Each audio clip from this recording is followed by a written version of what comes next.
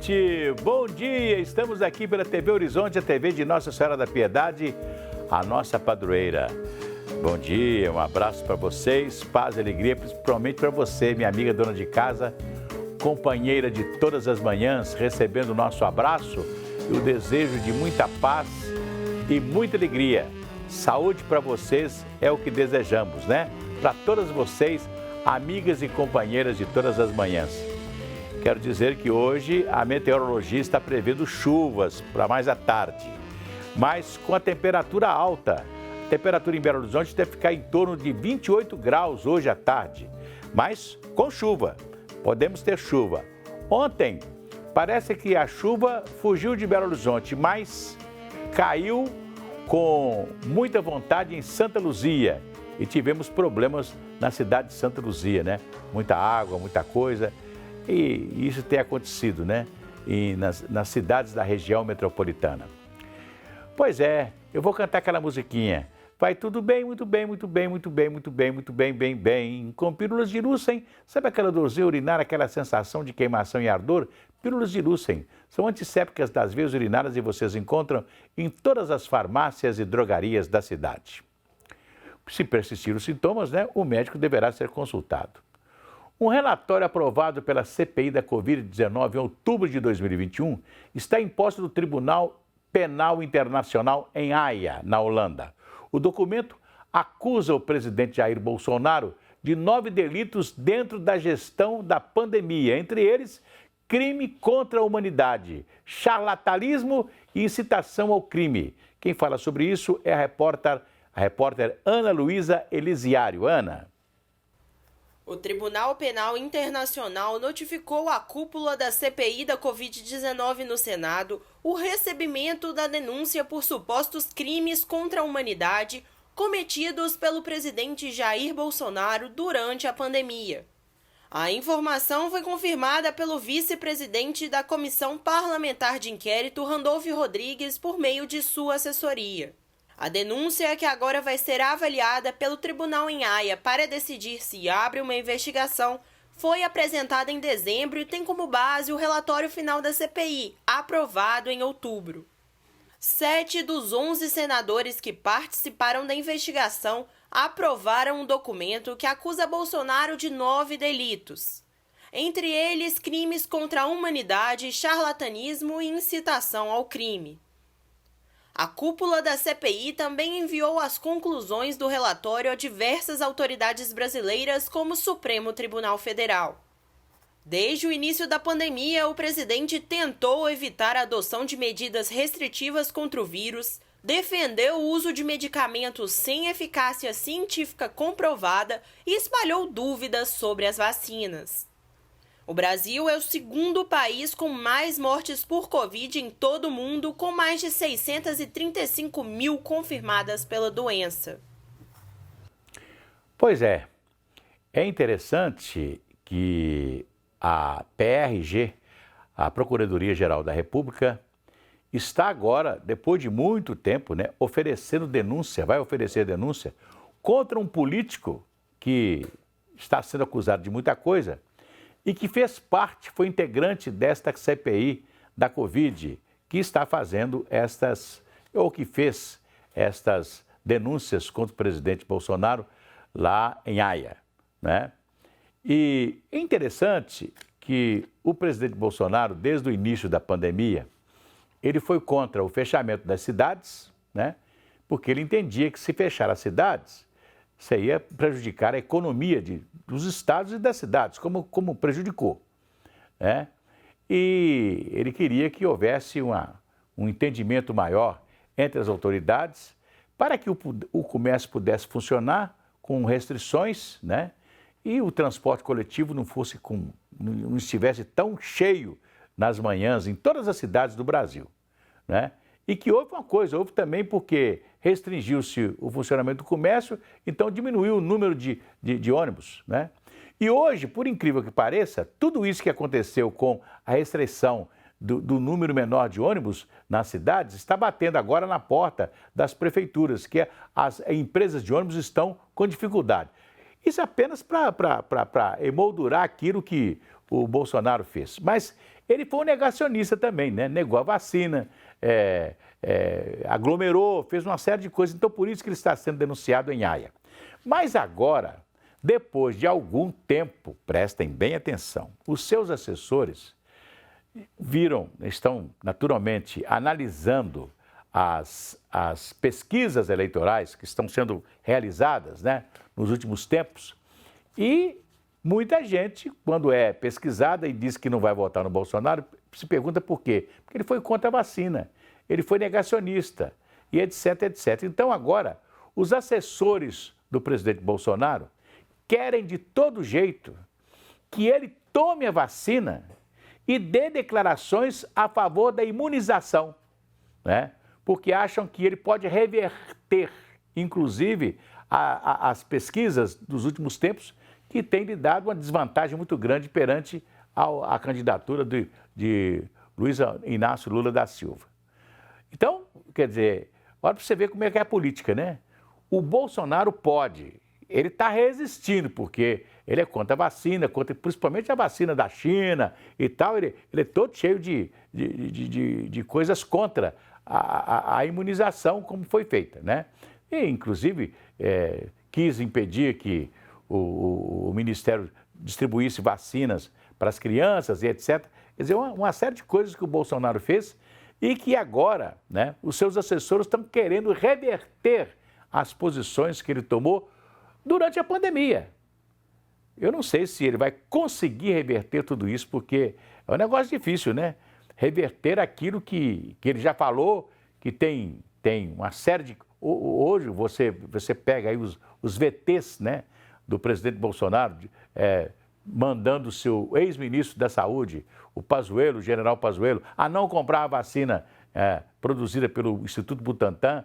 Tem declarações dele dizendo, eu proibi, eu não quero que compre, e etc. Então, quer dizer, agora, mesmo que ele venha agora a público para dizer que a vacina foi muito boa, que ele comprou as vacinas e tal, e etc. Tal, ele pode, né, entrar numa contradição.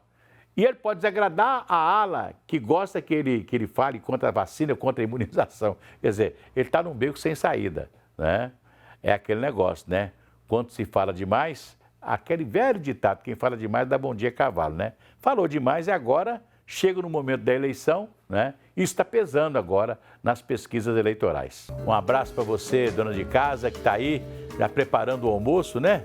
É isso aí, um abraço, paz, alegria, saúde. Vamos cantar aquela musiquinha? Se a criança acordou, dorme, dorme, menina, tudo calmo ficou, mamãe tem auricedina, é analgésico e antisséptico de uso local para adultos e crianças. Todo mundo sabe, dor de ouvido, auricedina. Se persistirem os sintomas, o médico deverá ser consultado. Um relatório divulgado pelo WWF indica que resíduos plásticos alcançaram todas as partes dos oceanos. O documento aponta que entre 19 e 23 milhões de resíduos plásticos acabam no mar todos os anos. Quem conta essa história é a Gabriele Assis. Os resíduos plásticos alcançaram todas as partes dos oceanos e ameaçam a biodiversidade marinha. O alerta foi feito pelo Fundo Mundial para a Natureza, conhecido como WWF, que pediu um tratado internacional para combater o problema. De acordo com um relatório que resume mais de 2.000 estudos, entre 19 e 23 milhões de resíduos plásticos acabam no mar todos os anos. Os resíduos se degradam e se transformam em partículas minúsculas, até que se tornem nanoplásticos, que são ingeridos por peixes e posteriormente consumidos pelas pessoas. Um estudo de 2021, com 555 espécies de peixes, localizou detritos plásticos nos estômagos de 386 amostras. A situação se estende pelo planeta, desde o Mar do Norte, o Mediterrâneo, o Mar da China Oriental e os oceanos Atlântico e Pacífico. O WWF reconhece que é extremamente difícil e caro limpar os oceanos, mas pediu para chegar a um acordo para o desaparecimento de alguns produtos plásticos, além de critérios de produção e reciclagem. A pauta deve fazer parte da Conferência sobre o Meio Ambiente, organizada pela ONU, marcada para acontecer entre os dias 28 de fevereiro e 2 de março, em Nairobi, capital do Quênia. Pois é, eu fico me lembrando da minha infância. Lá em casa não tinha plástico. É interessante isso, né? Na minha infância, tem hora que eu estou vendo essa matéria aqui e imaginando que na minha infância não tinha plástico.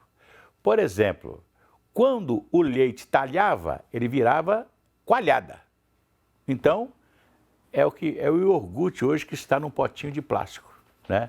A gente tinha coalhada em casa, natural. Você põe um pouquinho de açúcar, né? Estava pronta a coalhada. Tomava aquela coalhada de manhã, sempre quando tinha coalhada em casa, porque o leite era comprado normalmente de pessoas que vendiam leite, que, né, tirava leite na vaca e vendia na porta da sua casa, né? Depois tudo foi modificando. Você ia comprar uma cerveja,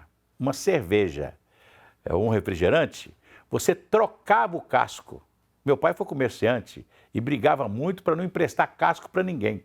Você quer cerveja? Então traga o casco. Você quer refrigerante? Traga o casco, porque depois quando você ia comprar, você tinha que ter o casco para devolver para a fábrica de refrigerante, para a fábrica de cerveja. Hoje, você compra garrafa de 600 ml e a garrafa é descartável. Então é muito lixo, muito descartável. Você já pensou, por exemplo, um bar que vende cerveja long neck? Eu vejo lá perto da minha casa, tem uns bares lá que vendem cerveja long neck. Fica aqueles tambores cheios de garrafa de long neck. Onde vai jogar isso? E aí vem o problema do plástico. Hoje está tudo no plástico. Antigamente a água sanitária era na garrafa e você trocava a garrafa, né? Nós tínhamos uma fábrica que era a única famosa, que era a Super Globo, né? E tinha as garrafinhas de vidro que você trocava a água sanitária, né? Tinha garrafinha de meio litro, de 1 litro e etc, né? Hoje é tudo no plástico. A fábrica de água sanitária já tem um plástico que ele sai lá de uma máquina já entra e já pega a água sanitária e já engarrafa e já está pronto ali dentro de uma caixa. Quando você compra, você vai descartar aquilo que você comprou. Então hoje tudo que você tem hoje, sabão em pó está descartável, água sanitária está descartável, os outros produtos de limpeza estão todos descartáveis. Fora o plástico, né? Antes você ia no armazém e levava uma sacola para você comprar e colocar dentro da sacola.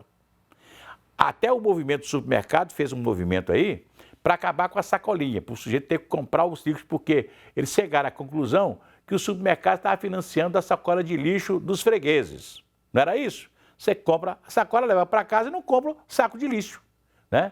Então, é a sacolinha. Só que aí limitou o sujeito a levar uma sacola para o supermercado, ele só comprava aquilo que cabia dentro da sacola, não comprava mais nada. Então as vendas do supermercado foram para baixo. Então eles resolveram fazer isso, não, vamos dar a sacola outra vez, porque aí nossas vendas vão crescer, né? E infinitamente. E outra coisa, são produtos, tem a sacolinha que é biodegradável hoje, mas que não está resolvendo a situação, não é verdade? Então, outro dia, eu estava vendo o rio Tietê. O quanto de sujeira tem no rio Tietê, em São Paulo.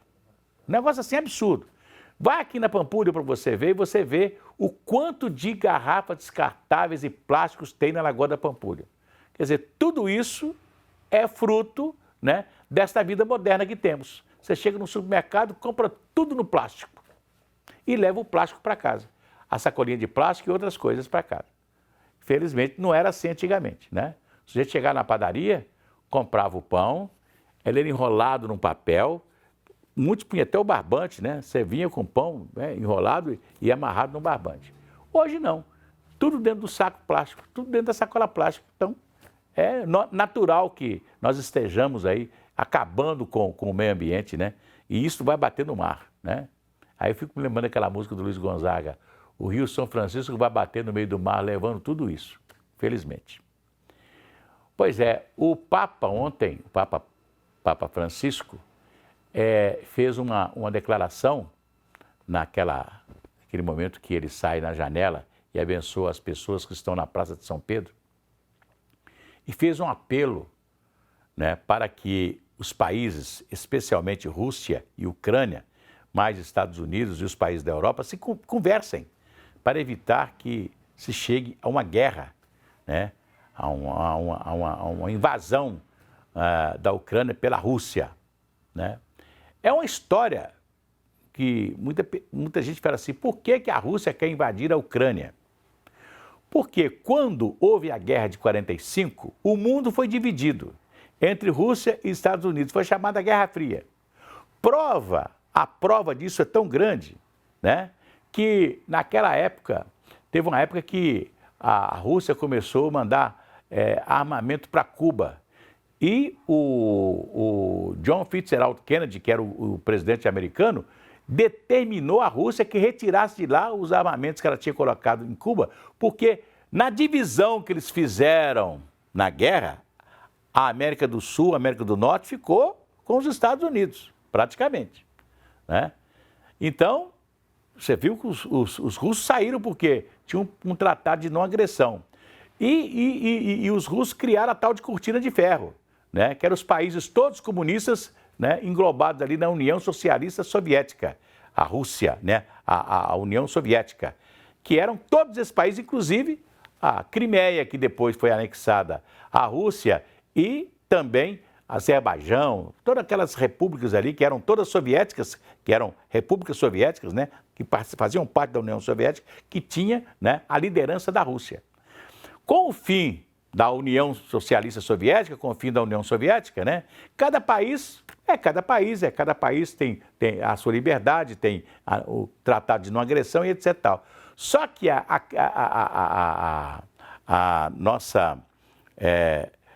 Ucrânia, ela quer fazer parte da OTAN. A OTAN é uma organização do Tratado do Atlântico Norte, que é um tratado que justamente naquela época, né, liderado pelos Estados Unidos e pelos países da Inglaterra, França, Alemanha, etc., tal, justamente para combater, né, o poderio russo. Então, quer dizer, o Putin, que é o presidente russo, que já está lá não sei quantos anos e deve ficar até 2036, tá? Até 2036, ele está prevendo ficar na presidência da Rússia, né? Então, o Putin, ele quer que todos os países que estão em torno da Rússia, né, voltem pelo menos a sofrer influência da Rússia como era antigamente na União Socialista Soviética. E, nesse caso, a Ucrânia deveria pertencer ao sistema de defesa da Rússia. E está aí, e nesse problema todo, estão envolvidos o gás, porque parte do gás que é consumido em toda a Europa vem da Rússia, passa pela Ucrânia. A Ucrânia é uma grande produtora de trigo, tem uma série de interesses comerciais também e econômicos, né? Então é um negócio difícil, né? Você pensar que uma guerra pode acontecer por causa disso, porque a Rússia quer que a Ucrânia continue sob a sua influência, sob a sua liderança, como se fosse a antiga União Socialista Soviética. Esta é a história. E o Papa ontem fez um apelo, né, um apelo muito grande, para ver se essas duas, a grande potência que é a Rússia e os Estados Unidos, né, não tenham nenhum confronto. Porque o Biden já disse que se a Rússia invadir a Ucrânia, né, os Estados Unidos vão responder defendendo a Ucrânia. Enquanto um se arma de um lado, o outro está se armando do outro lado.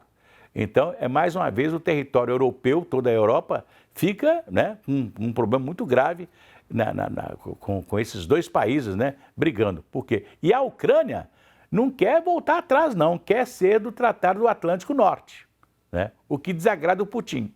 Né? Ele já anexou a Crimeia por causa disso. Vocês lembram aí, ele chegou lá, a Crimeia pertencia à Ucrânia, já tirou a Crimeia da Ucrânia, né? Diminuiu a influência da Ucrânia.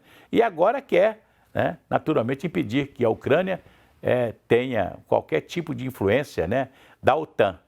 Mas, outro dia, o primeiro-ministro da Ucrânia esteve na Inglaterra, esteve na França, tem conversado, né? E o presidente Bolsonaro, olha aí, o presidente Bolsonaro viaja hoje para a Rússia, vai chegar lá amanhã à noite que ele vai chegar e só vai ser recebido pelo Putin na quarta-feira, né? Eu não sei como é que vai ser o Bolsonaro, porque para chegar no palácio, lá no Kremlin, ele vai ter que passar por um processo de teste de Covid, porque senão tem uma mesa lá no Kremlin, onde o Putin recebe as pessoas com quase 20 metros de distância um do outro, né? Ele vai ter que fazer esse teste para ter para chegar mais perto do Putin, né? E o teste é do próprio Kremlin, é o teste deles lá. Ele chega antes, passa pelo teste, só depois ele vai ser recebido pelo presidente russo. E seria uma boa oportunidade quem sabe, do Bolsonaro conversar com o Putin e depois ir lá na Ucrânia, fazer aí um meio de campo para que a paz volte a reinar, né? Agora, vai ser um pouco difícil, né? E os Estados Unidos, inclusive, estão já ameaçando a Rússia de ter um bloqueio econômico, né? E a gente não sabe em que vai dar o bloqueio econômico, porque a Europa, de uma maneira geral, a Europa está assim meio, né? Porque a Europa depende do gás da Rússia, depende do petróleo da Rússia. A Rússia é rica em petróleo, de gás, e etc. A Ucrânia também. Então, e nós podemos ter, nós estamos vivendo nesse momento, né, um problema com petróleo no mundo. Porque qualquer coisinha que há, você vê, o tal de mercado, aí o petróleo sobe e nós sofremos as consequências aqui. A gasolina sobe, o óleo diesel sobe e o custo de vida brasileiro sobe também por causa disso, né? As pessoas que viveram a guerra de 45 sabem muito bem o que é uma guerra, né? O que nós passamos aqui no Brasil por causa da guerra, a guerra que terminou em 45. Problema. Nós tivemos aqui até uma solução. Hoje nós temos a solução do álcool, né? Mas naquela época foi a solução do gasogênio, que eram os carros, os caminhões, né, colocavam